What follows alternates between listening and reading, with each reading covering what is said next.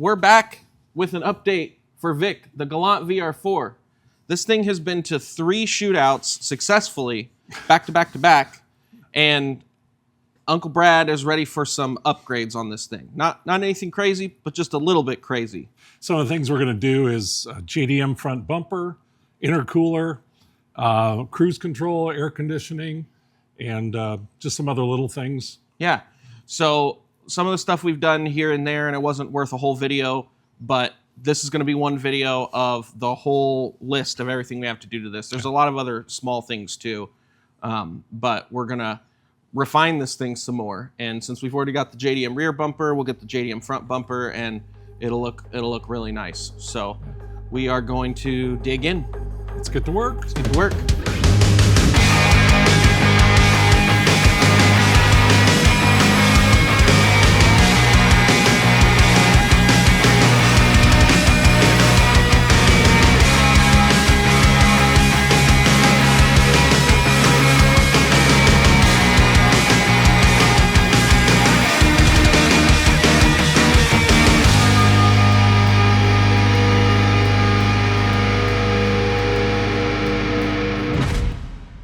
All right, so we're doing a little something to Vic. We noticed that when we had it up that the drive shaft carrier bearings were completely rotted out. So instead of buying new ones, OEM ones, JXB Performance makes an aftermarket kit. These are billet, bushing type things, and they were just a little bit more than OEM ones. And what they also include are the carrier bearing bushings.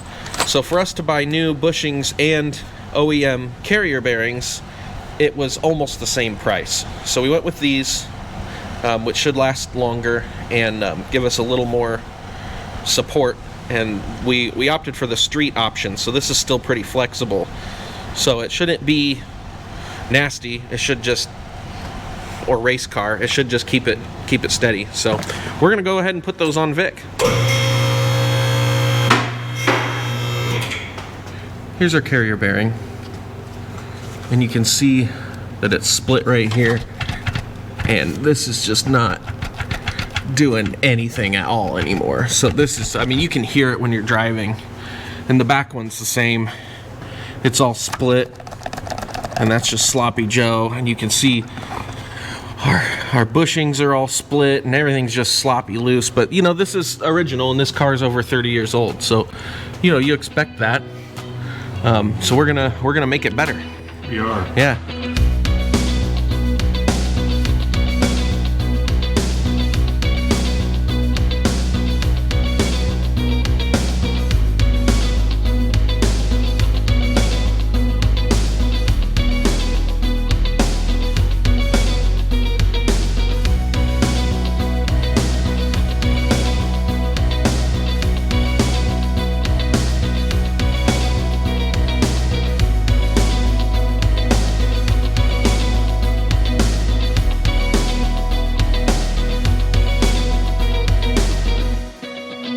Check it out.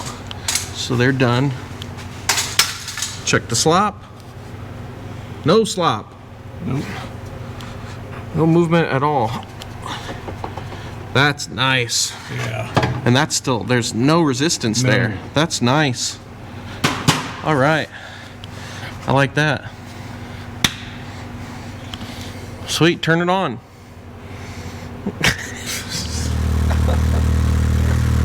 Look at that.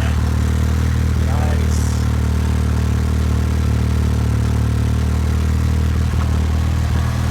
That looks really good. Oh. So we are gonna do a speaker upgrade for Vic. So this speaker wasn't even in the car at all. There was nothing here. I mean, it's a grill, but no speaker. And the rest of them are half dead and crackly and yeah, just rough. So 2 on the dash, 2 in the front doors, and then 2, well, yeah, you can't see that at all. Right there. 2 on the back. we got the dash speakers installed without any problems, so we moved on to the door speakers.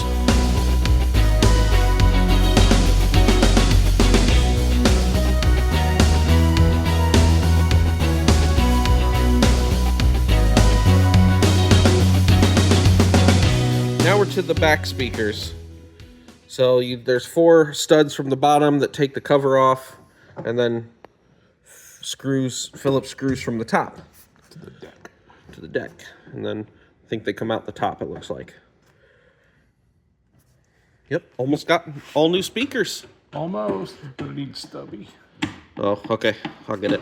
Thanks. Here's what we've got for the rear speakers. There's some Infinity reference. I know, Brandon, keep it to yourself. But they'll be good. All right, we got one in. Fits pretty good.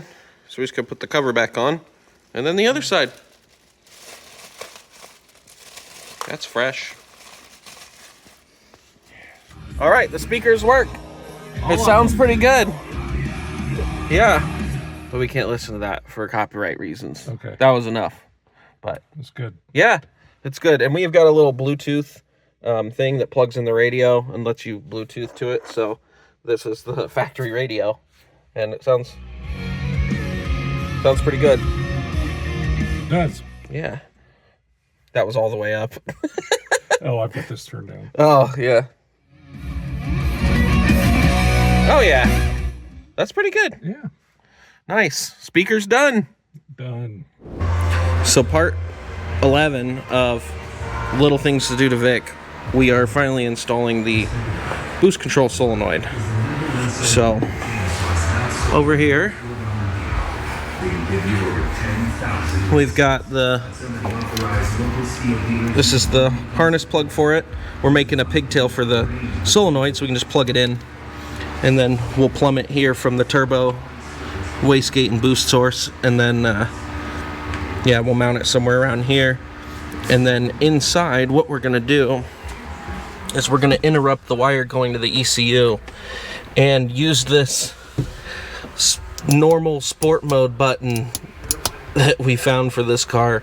Not sure what that actually does, if it was even for a VR4. Maybe someone knows can tell us, but we're gonna use this as a, when it's out, it's wastegate pressure. When it's in sport mode, it'll run the tune that we have for more boost. So that's what we're gonna do.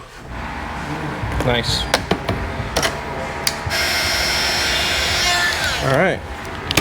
All right, so we got the boost controller finished.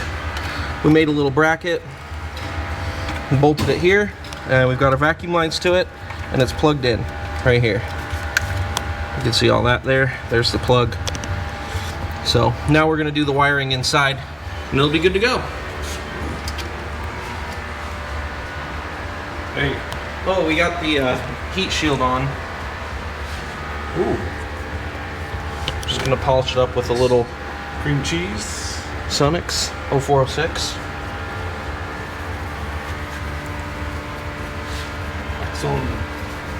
Oh man. With the mirror.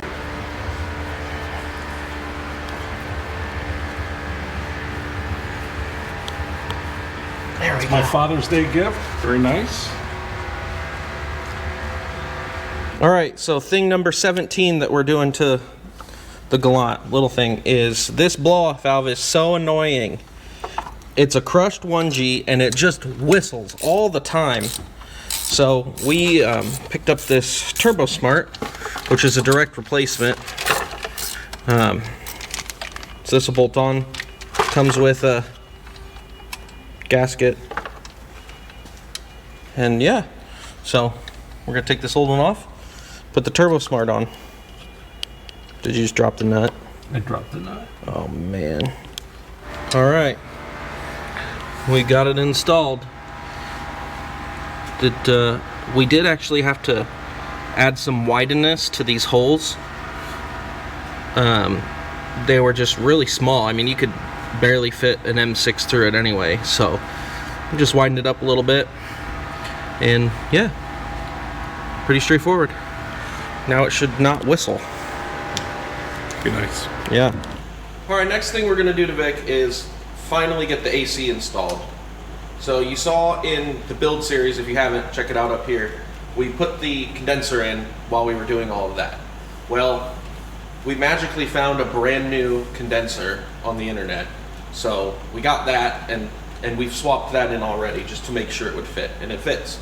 So the condenser's in, now we just need to do the compressor and all of the lines and the dryer, but we got all that. We went to you went to a junkyard in Missouri and found one that was complete. So they went and got all the lines and stuff off of it. So we're gonna install that and charge it up, and Vic will have AC. Look what I found, all these lines. Look at all those lines. Need to figure out where they go. They go in there somewhere. Oh, you dropped something. Let's do it. Let's do it. Let's get to work. We managed to find a reconditioned compressor on Rock Auto, so we opted for that instead of an old one from a junkyard.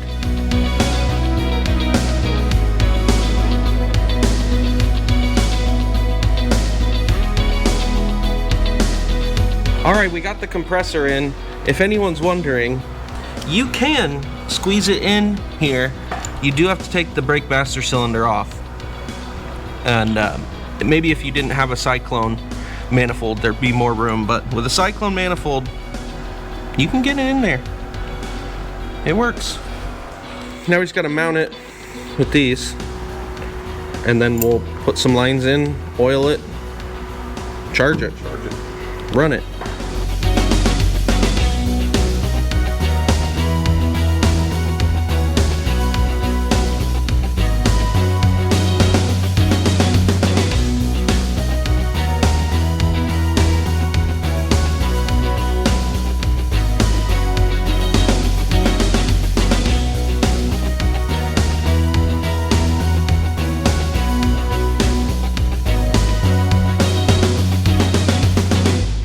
Alright, so we have all the lines on. You can see our connection to the condenser, the dryer with a new switch in it. It's a new dryer too.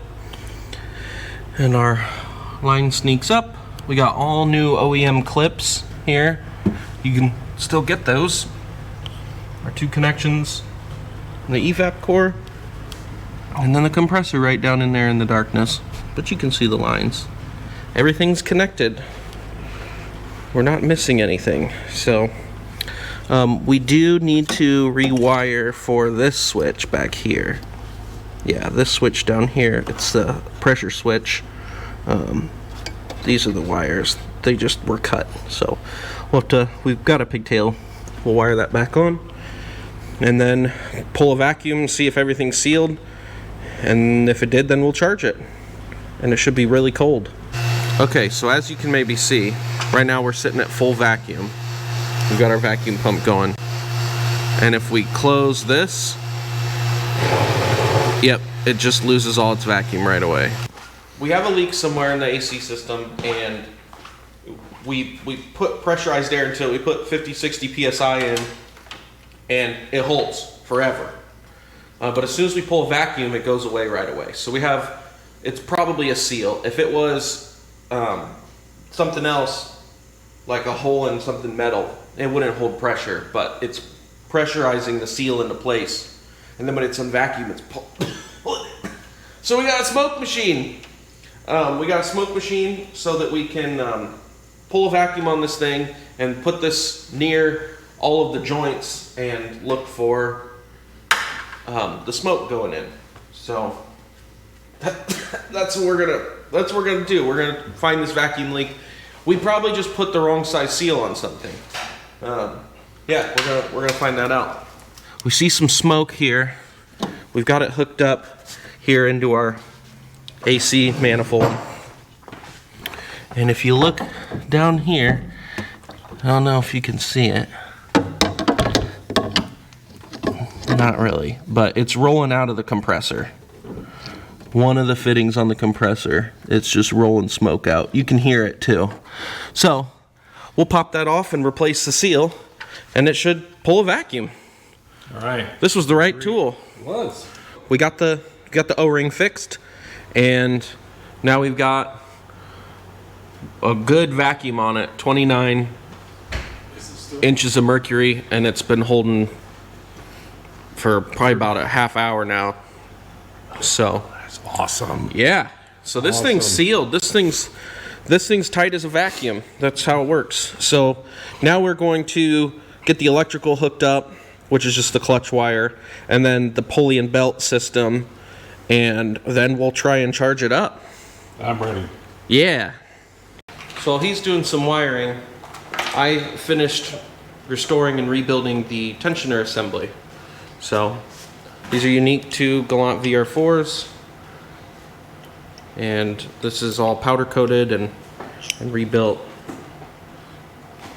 Yeah, so you just run this up, well, you run it in and it moves the pulley up, which adds tension to the belt. So I'll bolt this into the car or put the belt on or something, figure it out. But so the wiring he's doing is the clutch. So the compressor we got just has a spade connector for the clutch, and the harness has a 3-pin. So what we have is we clipped a 3-pin from our spare stuff, and that'll just go to the spade to connect it in to the clutch. That way we can just plug this into the harness and not get into the harness. So he's making that, and then we've got the pressure switch. The pressure switch down there was just snipped off. The connector was snipped off. So we've got that connector. We're just gonna solder that back on, and that should take care of all of our electrical. We'll pop this guy on with a belt, and then we'll charge it up. So we'll keep after it. One failed compressor later. All right, we're trying again. We've got the new compressor put in. The new works. Yeah, well, it does. We bench tested the clutch this time. We made the wire harness to plug it in, because they just come. They come like this. This was the old one, with just the clutch connection and then the refrigerant temperature switch or sensor, like this. And then, but the factory one is a 3-pin. So we took these wires on the other one and made a connector, plugged it right in to the harness. But you can see this actually was on our second compressor, and it came damaged like that. So we swapped it from this one. And yeah, these refurb units, it's like, I mean, there's no other options right now for something new for this old car. But yeah, this clutch is still frozen. He says it's classic, it's not old. So we just got the new one put in, and we'll get everything reconnected, throw some PAG in there, and charge it up. We did it. It's cold. It took 65 ounces of refrigerant. No. Close. It was close. It was a lot. And that was too much. So Yeah, we had to let some back out. we vented some. We recovered some. And it was ice cold. It blows ice cold. This thing's got AC again. Who knows in how long. But yeah. So there it is. AC. We're just chipping away at the things on this. All right. So we've got the cruise control on right here. And it works. The pedal actuates. We've got the cable in there. This is the little vacuum canister that runs the pedal when you're not running the pedal. And yeah, we kind of routed the cable underneath here instead of across the top. So a problem we found is we can't run our strut bar.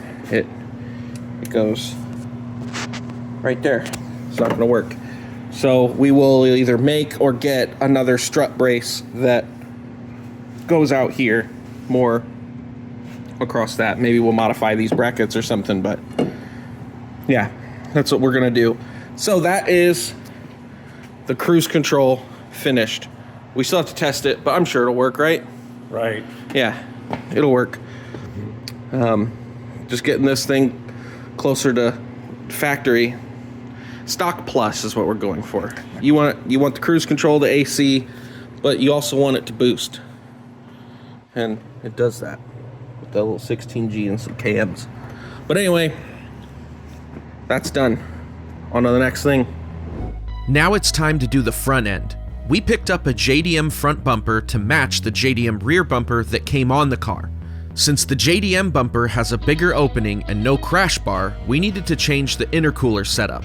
So we tracked down an old school ETS front mount for a Galant VR-4, which is a bolt-on intercooler that's much bigger than the Treadstone TR6 we have been running. Along with those, we picked up some EDM amber corner markers and the JDM fog lights to finish off the look. This new setup will also allow us to run a much shorter charge pipe setup.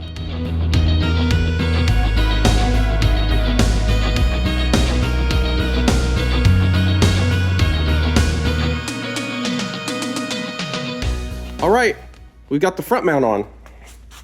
There it is. Oh, that's not going anywhere. Nope.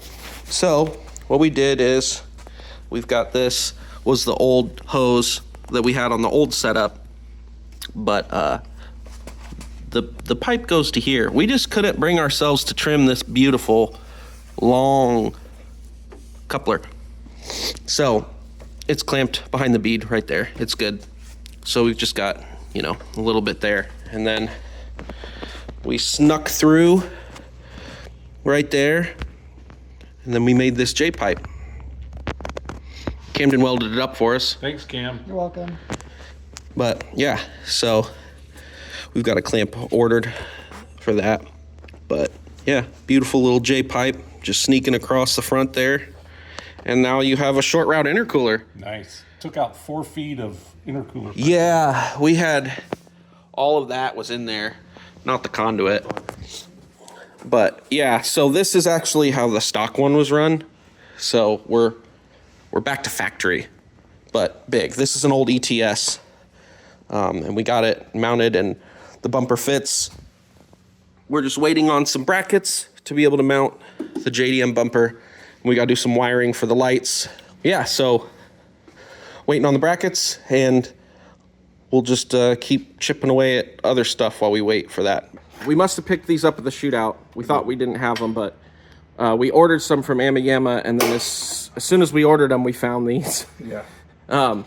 So these are the brackets you need for JDM bumpers.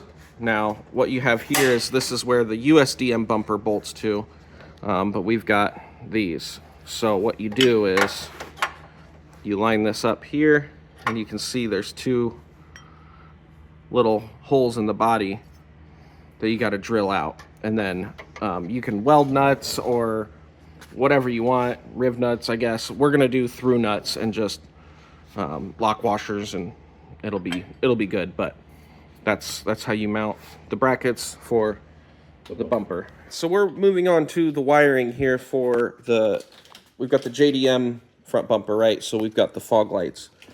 So traditionally in a Galant, if you're not familiar with it, the turn signal is in the bumper, and then there's a fog light over here, and then up here in the corner you've got the corner marker that's just a driving light that comes on. So the JDM fog lights are different.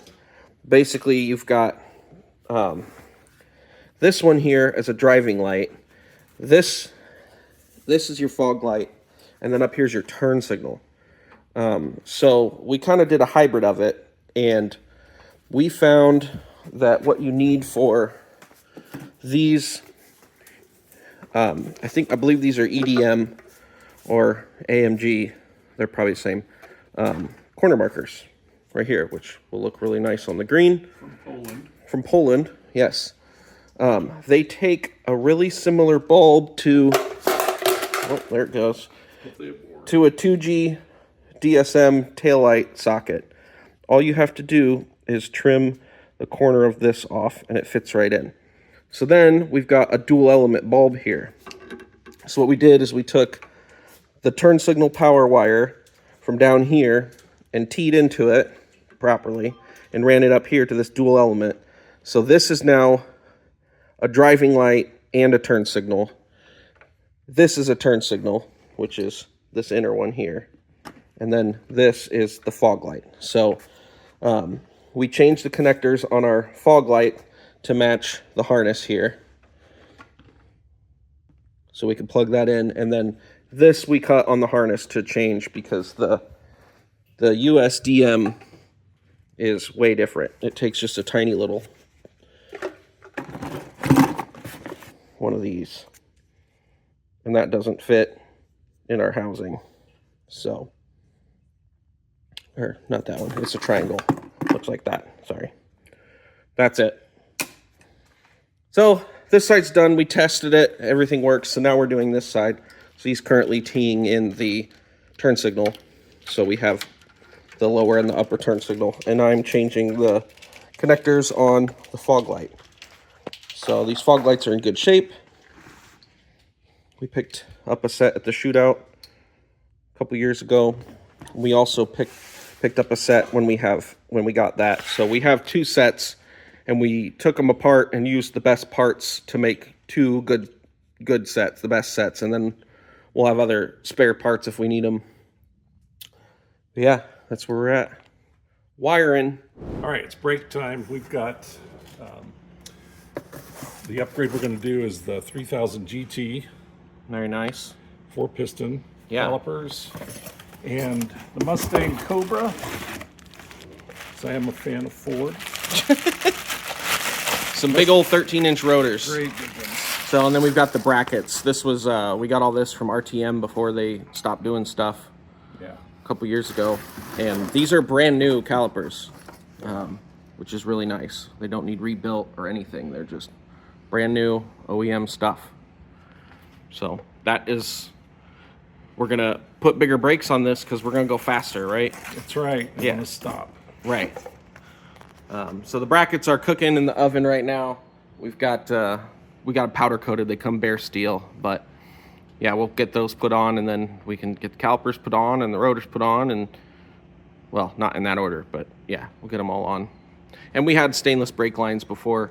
We might upgrade those because those are a little old, but we'll see about that. All right, so the brakes are fully on and bled.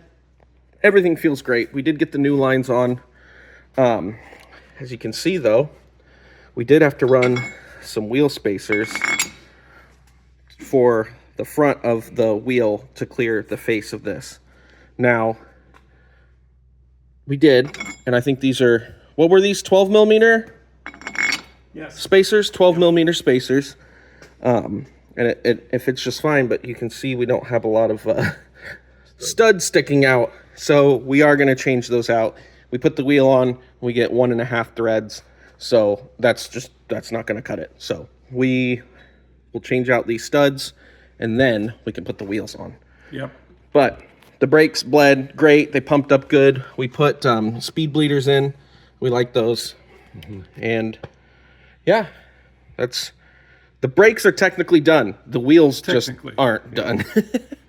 But we'll get to that. And we got spacers for the back, and we're gonna put the matching mud flaps on the back. We'll pop those wheels off, get the wheel spacers on, and the mud flaps. And then, well, we've got to get studs for those too, but let's do it. Let's do it. All right, there's the extended studs, way better, and the wheel spacer.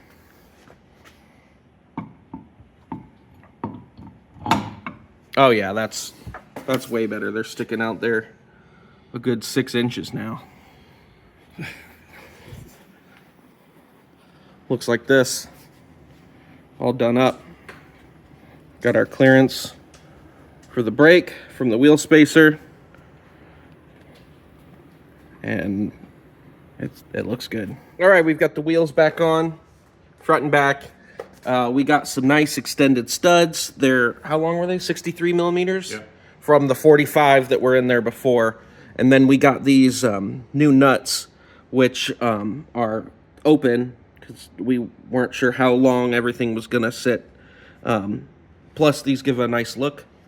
And yeah, we had plenty of threads, lots more than factory threads, so it's good. All right, and now we've got the bumper fully on, bolted on, looking great. We aimed the fog lights, got the covers on, the ends. This one's chipped, but we do have another one somewhere. We'll just put it on when we find it. The amber corners, everything looks great. With the JDM back bumper, and we finally got the back mud flaps on, so it looks just so good. And the wheel spacers really didn't, I mean, look, it's flush. totally flush. It is. It popped it out in the front just a little bit, but it's a rally car, so it's okay. All right, we got the washer fluid tank in, so we're gonna make sure it works. We're gonna make sure it works real good. Yep, there it is. You pull it straight back at you. Nice. Works. The wiper needs repositioned on the splines. Look, it's not finishing, and it's. Yeah. Hey, all right. Works. Good job. She's a squirter. Thanks, Alex. All right, so the next step is we got to do some beautification to Vic. So obviously, we're going to work with Jared, Gryphon Detail. He's one of our sponsors. We're going to take Vic to him, do paint correction, anything else we can do. The car's been repainted several different which ways from different people, and now it's all one color. We've got the JDM bumpers on. Everything is the final look. So now it's time to get the paint correction done. So unfortunately, Uncle Brad is busy, but we're gonna do this and take care of it, me and Jared, and then we'll bring it back and surprise him with the finished product. So yeah, let's go to Jared. We made it to Jared. He went to Jared. He went to Jared. He went to Jared. Jared, what do you think? How do you always bring me these cars that have been repainted and not finished? People don't like to finish paint jobs. It's just, it's par for the course. This is what you bring me. It is, yeah. All right. Well, I thought it was gonna be a quick once over, but we're gonna Thrice over. you just start doing, and then we're gonna make it better. It's gonna be better than it was when it came in. That's right. So let's just do some stuff. What are we starting with? We're gonna wash it. We're gonna wash it. We're gonna wash it first. Okay, yeah, it is pretty dirty, but we gotta wash it, and then I don't know how much you can see in the back. You can see the orange peel, where if you see that, you see the nibs. If you I don't know what the camera can pick up, the little dots. Oh yeah. That's just where it's been painted and nobody sanded it or anything. This is probably just straight out of the gun. They just sprayed it, and this is what you get. Yeah. So it's easy to find a guy that'll paint your car. It's not as easy to find a guy that's gonna wet sand the entire car. Right. So, except for us. Yeah, except for us, because that's what I do now. I'm wet sanding guy. Wet sand. Well, I'm gonna help, which will help. I got Nate to help me on this. That's I ain't right. doing it by myself. No. All right, let's get this Let's thing get wet. into it.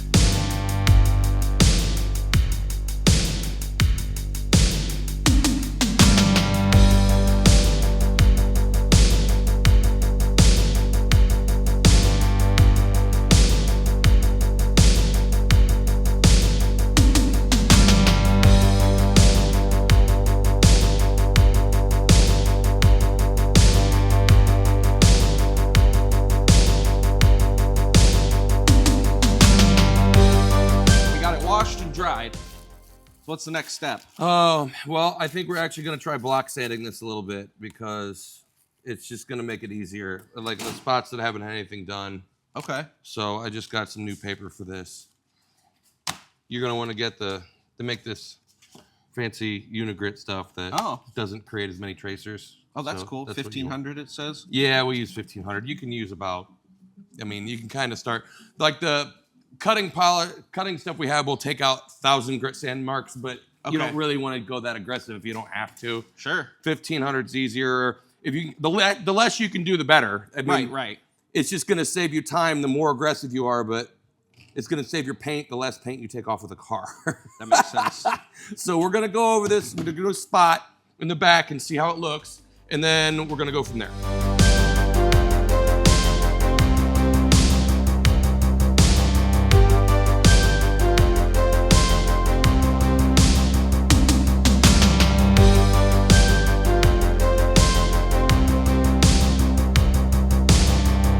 We block sanded the back. You can see all of our block sanding marks with some 1500. It's a little more aggressive than doing the machine. I used the Roops DA, and the difference here, you can see I just did a little bit more sanding on this side versus this side so far, and you can see how it's more even. And it's, I just do one more set here to get this all bounced out, but this is what you're looking for. We don't see hardly any peaks and valleys. I need to hit the little spot right here, but other than that, this is very even. Yeah. This is very smooth. So that's what we're going for. And then we'll be able to pretty quickly cut it with some microfiber pad and some cutting compounds, and it should gloss right up, and then it'll look really smooth. Because what we're trying to do is just make it as flat as possible so we can get that mirror reflection. Right. Okay. So we'll keep going. So it looks like it's responding pretty well. Yeah, this is coming out really nice. Yeah. We're just taking the nibs off. We're getting the main high areas. We're not doing anything too aggressive because 2000 really is hardly, 1500 is not very aggressive. We can just, we can sand out, or we can polish out up to 1000 grit sand marks, like I said before. So this isn't even close to that. So we should have no trouble hitting this with a polisher and taking it right back, and it's gonna look really flat and nice. Yeah. Almost ready for that, and then you're gonna be on the polisher. All right. It's gonna be you. You're gonna be. I can do that. You're gonna be polisher guy. I've done that before. You're gonna go from towel boy to polisher guy. Towel boy. Towel boy. I lost my towel. Got it. All right, we're gonna hit this hood, and then I think we're gonna get started polishing. Okay. Like I said, we can always do more, but this will be a good spot. Got it just once over with all the sandpaper, and then polish. We're gonna be in a good spot. Remember, rule of thumb: you don't want to get too close when you're sanding. Just give it about that far. You don't watch your edges. Okay. Watch your edges, especially with this car coming in. We don't know who painted it. We don't know how much clear coat is on it. So we're trying to be as safe as possible, but we can definitely tell there's room because you can see the amount of orange peel on a lot of the car. That there's enough. There should be enough clear that it's enough we can sand it down. You can kind of tell, but we're not going to get crazy because we didn't paint it. So you can always take more off. You can't put it back on unless you're going to repaint, which is not what I do. No. You just fix all the paint. I do not, no painting. No painting. No paint.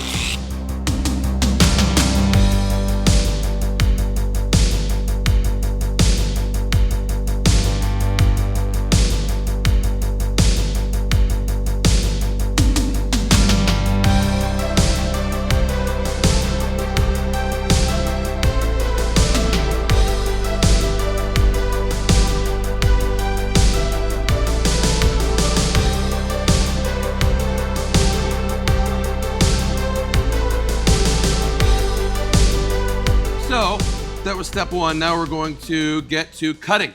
We're gonna got a microfiber pad with some Ultimate Cut 6+. Wow. That's right.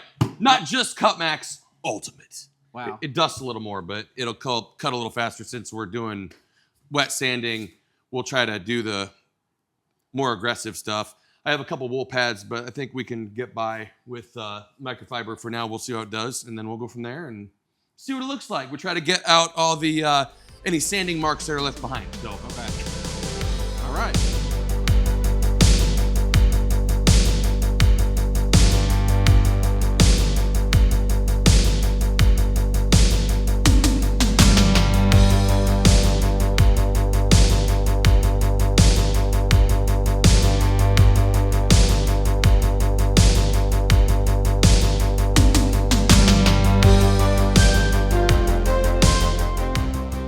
Trade-off. The problem with wet sanding, although it doesn't create a lot of heat and you can move really quickly, it leaves tracers behind. We try to eliminate these by using really good sandpaper, but you can see here all these little tiny tracer marks that we're gonna have to sand out. Here I got them out on this side, but you can see the difference. So in a sense, you're kind of working backwards when you're sanding because you're creating these and then having to sand or polish them back out. So a lot of guys only want to wet sand as a last resort because it feels like you're going backwards to go forward. So you're kind of working yourself into a corner because you can't stop. Whereas if you're just polishing the car, you could quit and it's going to look good. We can't drive around the car with it sanded, half sanded. You're pretty much stuck. So we're here until it's done. Getting this side. It's looking good. Oh man, that bumper. Yeah. That really cleaned up. Yeah, I got a lot of those scuff marks out. Yeah, and that's what it was. It was just from getting scooted around and stuff. Yep.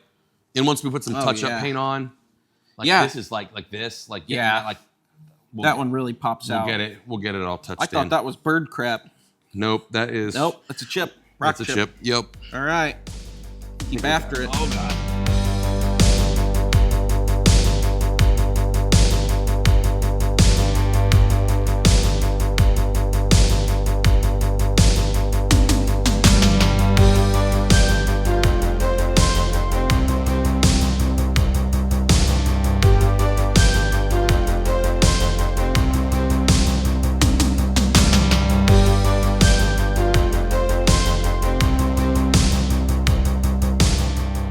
right, Jared's making his way through the hood. And Yeah. there's some old touch-up paint spots that they... What did they do? The brush they give you is usually way too big for what you need if you're just doing like tiny stone chips. So what you want to do is put as little paint on the car as possible, unless you're doing like a multi-layer and then sanding it down. But sometimes if you're doing a factory paint job and correcting it, you don't really have enough clear coat to sand it back down. So really easy way, you're just going to take a tiny bit of paint, put a tiny bit of paint in the paint chip, and then call it a day. So instead of using the giant brush that comes in the bottle, you can get these micro dabbers from online about anywhere that sells paint, these tiny little ones. And then you can literally just, when you don't drop it, you can just take it, touch the brush, and then touch the car with a tiny little brush. And that way you don't get these giant globs of paint, because it's when you only have that one brush to work with, you come up with way too much paint. So you can see how much those stand out. So you can see all the edge where it's gone over the paint. So you're hitting that with acetone? This is lacquer thinner. Lacquer thinner? So you can see the edges where they've gone over, and it actually makes it look worse instead of better. Yeah. So we're going to touch it up better. Yep, we're just going to remove the excess and then try to put just enough paint. Like that one's considerable. See how much smaller it got? It got way smaller. Yeah. So we'll do, that's like a cheap way to shrink these up a little bit so they're not as noticeable. Just putting a tiny bit of paint on. Oh, yeah. There you go. So they're way less noticeable. Already less noticeable, even though there's less paint on the car. Yeah, it's a different color. They touched it up with like silver or something. You notice that? It wasn't quite the right color. Yeah. So we'll make those disappear way better then. Yep. Awesome.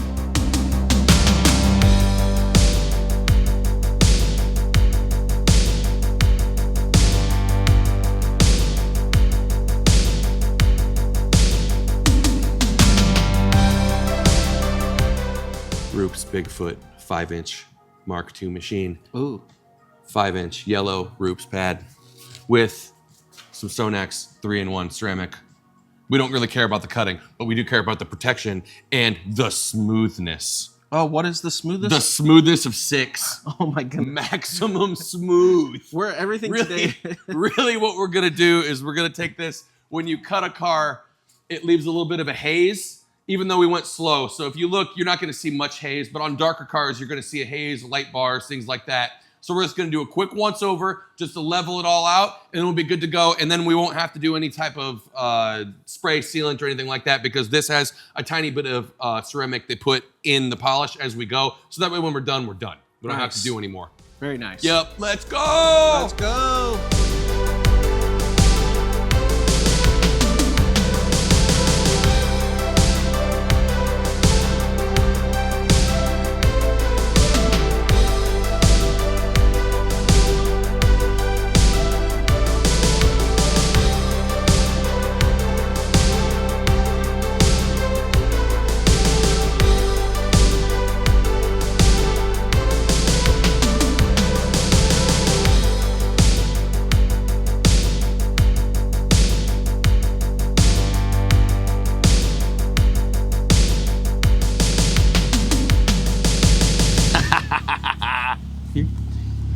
Happy.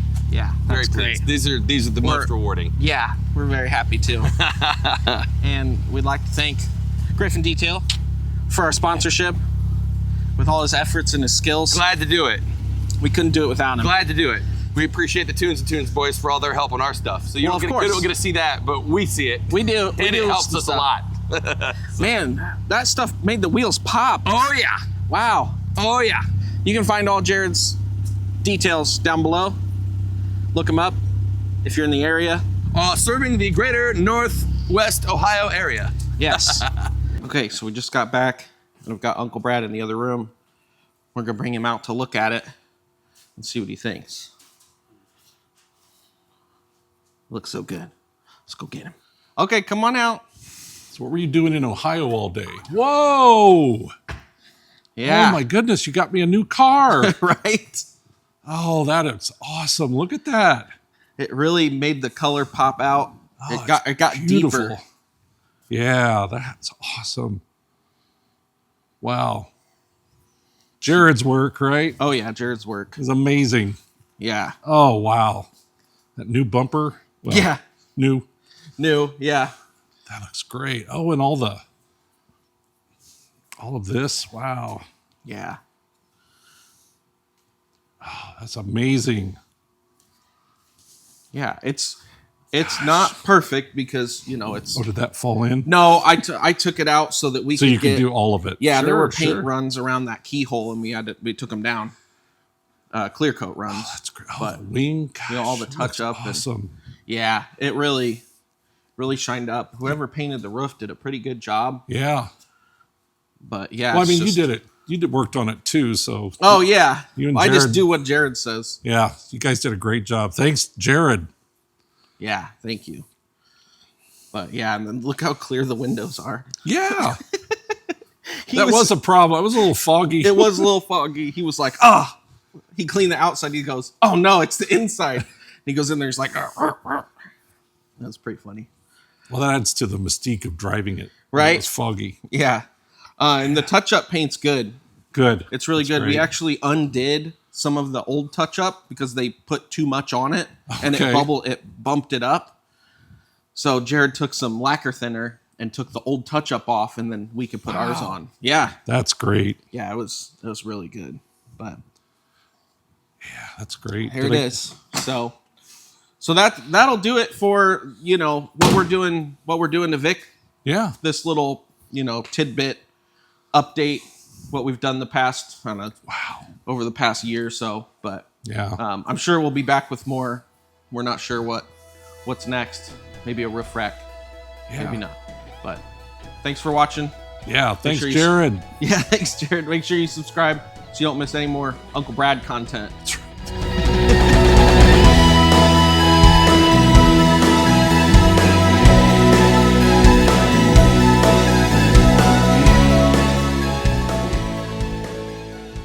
This is, Oh my God, look at the difference. Are you kidding? You talk about the window? The windshield. Oh my world. Look at the difference. Can you tell which side of the window glass I cleaned? That side. Oh my God, I can't even see out the window.